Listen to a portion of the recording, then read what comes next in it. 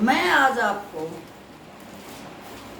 मुंशी प्रेमचंद जी की लिखी हुई कहानी के कुछ अंश आपके सामने बताना चाहती हूँ। वैसे तो प्रेमचंद जी इतने ज्ञानी थे कि उन्होंने समाज में वास्तविक घटनाओं के बारे में पहले ही लिख दिया था। जो घटनाएं आज घटित हो रही हैं वो पहले ही लिख के चले गए।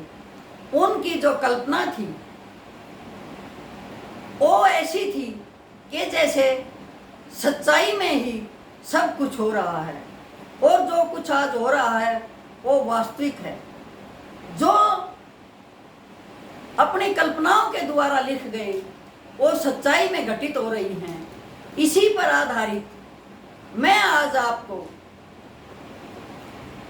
4 बेटों की विधवा मां की कहानी सुनाना चाहती हूँ।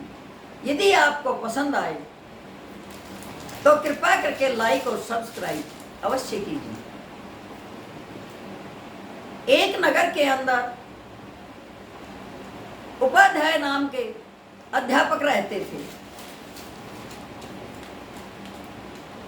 उनकी पत्नी थी लीलावती और 4 बेटे थे, तारानाथ, दीनानाथ, सीतानाथ और प्रेमनाथ। एक बेटी भी थी नंदनी। 5 बच्चे होने के बाद भी अध्यापक जी बहुत अच्छी तरह से अपना गुजारा करते थे तथा अपनी पत्नी की भी बहुत इज्जत करते थे और हमेशा ही अपनी पत्नी की बात को सिर माथे पर रखते। अब अध्यापक बहुत ईमानदार इंसान था। स्कूल में जाता, बच्चों को पढ़ाता, घर आके बगैर ट्यूशन के बच्चों को, जो गरीब बच्चे थे उनको फिर पढ़ाता। अब उपाध्याय जी की बहुत ख्याति थी। सभी लोग उन्हें मान देते थे, सम्मान देते थे, कहते थे कि इतना अच्छा टीचर, इतना अच्छा इंसान, सामाजिक भाव का, अच्छे सामाजिक इंसान कोई नहीं है इन जैसा। लेकिन क्या हुआ कि एक दिन मास्टर जी स्कूल से आ रहे थे और उनकी मृत्यु हो जाती है। लेकिन अपनी मृत्यु से पहले उन्होंने 4 बेटों की शादियां कर दी थी। सिर्फ एक बेटी ही कुंवारी थी। घर में 4 बेटे, 4 बहुएं तथा एक बिन ब्याही बेटी और पत्नी को छोड़कर मास्टर जी सदा के लिए संसार से चले जाते हैं। अब 4 बेटों की विधवा मां सोचती है कि तेरे बेटे, तेरी बहुएं बहुत अच्छी हैं, तुझे किसी बात की कोई तकलीफ नहीं होगी, क्योंकि थोड़ा बहुत मास्टर जी भी छोड़ के गए हैं, बेटे भी कमा रहे हैं, बेटी की शादी धूमधाम से करेंगे। उसको इस बात की खुशी थी कि तेरे 4 बेटे और 4 बहुएं सभी तेरा कहना मानने वाली हैं। लेकिन जो ही मास्टर जी की 13वीं होती है, 4 बेटे बैठते हैं और कहते हैं कि ये तो देखो कि पिताजी अपने खाते में क्या छोड़कर गए हैं। अब उन्होंने देखा तो मास्टर जी के खाते में सिर्फ 20,000 रुपये थे। अब माँ कहती है, बेटा 20,000 में तुम्हारी बहन की शादी आराम से हो जाएगी, क्योंकि दीनानाथ के साथ तेरे पिताजी ने बात चलाई थी और वो शादी के लिए खुश भी हैं। लेकिन दीनानाथ जवान लड़का था, अच्छा था, अच्छे घर का था। अब माँ कह के चली जाती है और 4 ही बेटे पीछे से बातें करते हैं कि सिर्फ 20,000 रुपये हैं, इनसे हम बहन की शादी कर देंगे तो हम अपना काम कहाँ से चलाएंगे। कोई बात नहीं।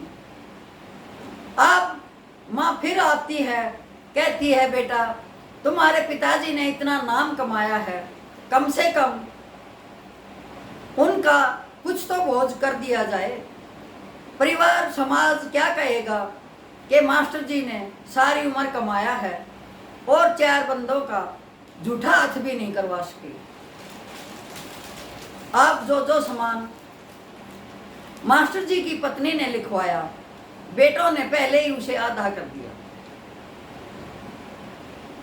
अब जो ही सामान आने लगा, माँ कहने लगी बेटा मैंने तो डबल सामान लिखवाया था, ये आधा कैसे आ रहा है। अब बड़ा बेटा तारा नाथ बोलता है माँ तेरा दिमाग खराब है, इतने पैसे कहाँ से लेके आएंगे, जितना है उतने में ही काम चलाएंगे। अब क्या हुआ, खाना बन के तैयार हो गया और जो ही पतलों पे खाना रखा गया, एक इंसान की सब्जी में मेंढकी आ जाती है और वो खड़ा होकर शोर मचाने लग जाता है कि देखो मास्टर जी का बोझ, इनके बच्चों ने तो मेंढकी भी मैं रांध रखी है। और सभी उठकर चले जाते हैं और सारा भोजन बेकार हो जाता है। अब चारों बहुएं अपनी ननद को, नंदनी को दोष देती हैं कि इसने ध्यान नहीं दिया, जब सब्जी बन रही थी हमने इसको कहा था ध्यान रखना, लेकिन इसने ध्यान नहीं दिया। अब भाइयों ने कहा चलो सोना था हो गया, अब नंदनी को क्या दोष देना, छोड़ो इस बात को। लेकिन उनकी माँ तो अपना मन अंदर ही महसूस के रह गई कि बेटे आज से ही कहना मानना बंद कर दिया है और जो मैं कहती हूँ उसका उल्टा करते हैं। माँ ने कहा देखो मैंने तुम्हारे से कहा था लेकिन मेरी एक नहीं चली और वही हुआ जिसका मुझे डर था। समाज में बदनामी हुई वो अलग और तुम्हारा भोजन बर्बाद गया वो अलग। पर चलो कोई बात नहीं, आगे अपनी बहन की शादी धूमधाम से करना और सारे रिश्तेदारों को, सारे समाज को अच्छी तरह से खाना खिलाना, ताकि लोग यूं कहें कि चलो तब तो गलती हो गई थी, बहन की शादी तो धूमधाम से की है। लेकिन चारों लड़कों के मन में तो अपना पैसा घूम रहा था, चारों बातें कर रहे थे। तारा ने कहा मेरे हिस्से 5,000 आते हैं, मैं अपनी दुकान को और ज़्यादा बढ़ाऊंगा ताकि मेरी आमदनी बढ़ जाए। अब दूसरा बोला कि मेरा दवाइयों का काम है, जो मंदा चल रहा है, मैं 5,000 रुपये अपनी दवाइयों के काम में डालूंगा ताकि मेरे बच्चों का गुजारा अच्छा हो जाए। तीसरे ने कहा मेरी नौकरी में मेरा गुजारा नहीं होता, मैं भी कोई अपना ही काम करूंगा और 5,000 रुपये से शुरू करूंगा। अब चौथा बेटा जो पढ़ रहा था, स्कॉलरशिप ले रहा था, उसने कहा कि कोई बात नहीं, मैं अपने 5,000 रुपये छोड़ देता हूँ, 5,000 रुपये से मेरी बहन की शादी हो जाएगी, कुछ तुम लोग मिला देना। लेकिन इतने में उसकी भाभी बोलती है कि यदि तुम अपना पैसा अपनी बहन की शादी में लगा देगा और तेरे को जरूरत पड़ेगी कहीं नौकरी में, तो तुझे कौन देगा। चारों भाई मिलके, भाभियां मिलके उसके दिमाग को भी बदल देती हैं और वो भी अपने 5,000 रुपये देने से मना कर देता है। अब माँ को चिंता है कि बेटी की शादी पता नहीं कैसे करेंगे। अब माँ चारों बच्चों को, चारों बेटों को इकट्ठा करती है और कहती है कि बेटा तुम्हारे पिता ने दीनानाथ को देखा हुआ है, उसके घर बात चला रखी है और अपनी बहन की शादी कर दो ताकि तुम्हारा जो पैसा अभी रखा है वो काम आ जाए और तुम्हारी बहन की शादी हो जाए। लेकिन चारों लड़के कहते हैं कि माँ तुझे नहीं पता, यदि हम सारे पैसे इसकी शादी में लगा देंगे तो हम क्या करेंगे फिर।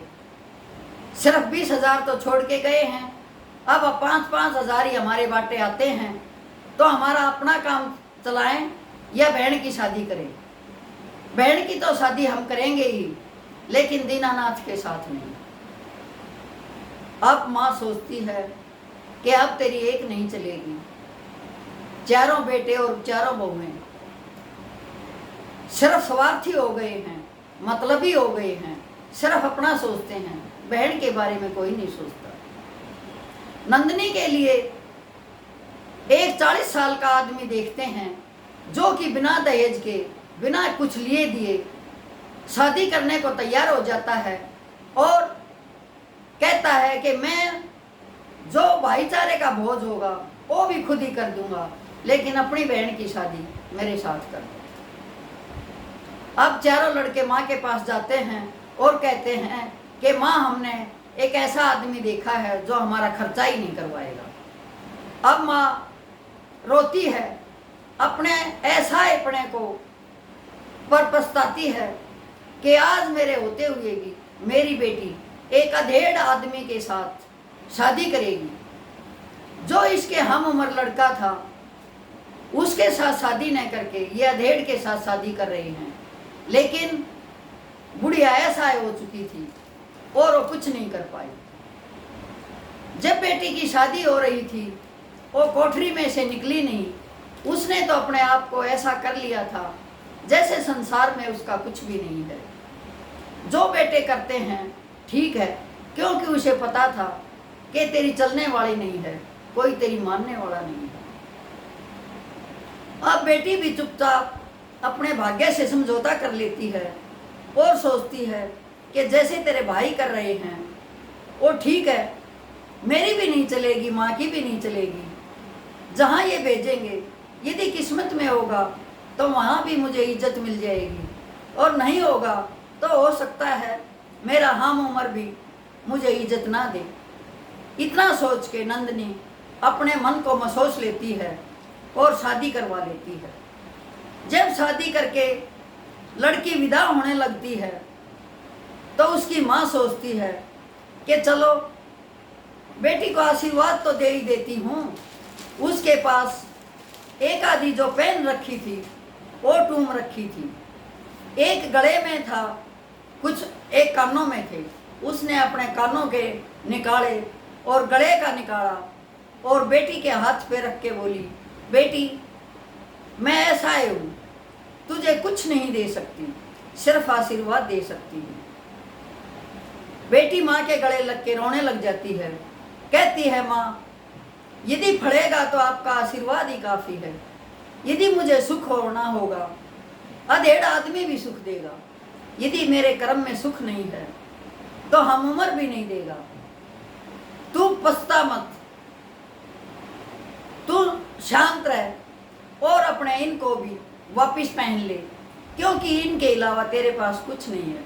मुझे सब पता है कि भाइयों ने जो कुछ आपके पास था वो भी ले लिया है और मेरे पिताजी के पैसे भी आपस में बांट लिए हैं, इसलिए मैं आपसे कुछ नहीं लूँगी, क्योंकि ये मेरे पिता की आखिरी निशानी आपके गले में और आपके कानों में है। इसलिए मरते दम तक आप इनको अपने साथ रखो। यदि मृत्यु के बाद भाई मुझे देना चाहेंगे तो मैं लूँगी, नहीं तो मुझे कोई ज़रूरत नहीं है। ऐसा कह के नंदिनी विदा हो जाती है और माँ अपने मन को महसूस कर दुखी होकर अपनी कोठरी में वापस जाके लेट जाती है।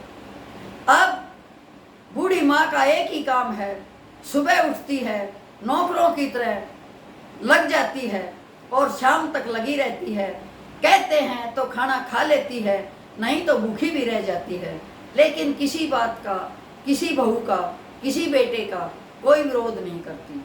वो अपने समय से समझौता कर बैठती है कि चलो जैसा कुदरत को मंजूर है वैसा मुझे भी मंजूर कर लेना चाहिए, कलेश करने में कोई फ़ायदा नहीं है, क्योंकि जब बच्चों के मन बदल चुके हैं तो मैं इनके मन को नहीं सुधार सकती, इनके मन में अच्छी भावना नहीं पैदा कर सकती, क्योंकि सभी के सभी मतलबी और लालची हो चुके हैं, इसलिए माँ का फर्ज भूल चुके हैं। मैं कैसे याद दिलवाऊंगी। अब बुढ़िया सुबह उठ के पानी की गगरी लेके जाती और गंगा से पानी लेके आती। एक दिन सुबह उठने में देर हो गई और बड़ा बेटा कहता है कि माँ आज तो पानी भी नहीं है, आप पानी नहीं लेके आए तो हम क्या पिएंगे, कैसे गुजारा होगा। अब माँ बेटे की तरफ एक बार देखती है और फिर अपनी गगरी लेके गंगा जी पे पहुंच जाती है। अब सब वहाँ कोई नहा रहा है, कोई पानी भर रहा है, कोई सैर कर रहा है। सब कहते हैं देखो उपाध्याय जी की पत्नी कितनी ठाठ से रहती थी, मास्टर जी इसकी कितनी इज्जत करते थे, लेकिन बच्चों ने इसको बिल्कुल असहाय बना दिया है। सुबह उठ के पानी लेके जाती है, पूरा दिन काम करती है, कोई नहीं पूछता। देखो कैसा जमाना आ गया है। इतने में बुढ़िया घाट पे उतरती है, पानी की गगरी भरती है और जब लेके चलती है उसका पैर फिसल जाता है और गंगा के अंदर बह जाती है। वहाँ जो लोग खड़े हुए थे वो भागते हैं, लेकिन तब तक बुढ़िया गंगा की लहरों में समा जाती है।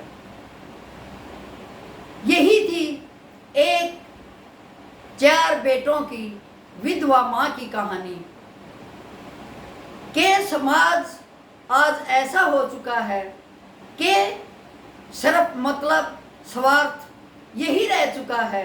कोई ये नहीं सोचता कि जिसने 4 बेटों को जन्म दिया, पढ़ाया लिखाया, शादी की, उनकी हर ज़रूरत पूरी की, लेकिन एक माँ की ज़रूरत 4 बेटों से पूरी नहीं हुई। एक बहन को 4 भाई अच्छी तरह से शादी नहीं कर सके। आज की विडंबना यही है कि सिर्फ और सिर्फ मतलब है तो अपना है, स्वार्थ है तो सब कुछ है। जहाँ स्वार्थ सिद्धि नहीं है वहाँ कुछ नहीं है। इसीलिए कहते हैं कि ए स्वार्थ तुझे सलाम, तूने एक दूसरे को बोलने के लिए, समझने के लिए बाध्य तो किया कि स्वार्थ के लिए लोग एक दूसरे से बोलते हैं, दोस्ती करते हैं कि यहाँ मेरा स्वार्थ सिद्ध होगा, लेकिन जहाँ स्वार्थ नहीं है वहाँ मुंह फेर के निकल जाते हैं। यही है आज के समाज की विडंबना, यही है आज की सच्ची कहानी।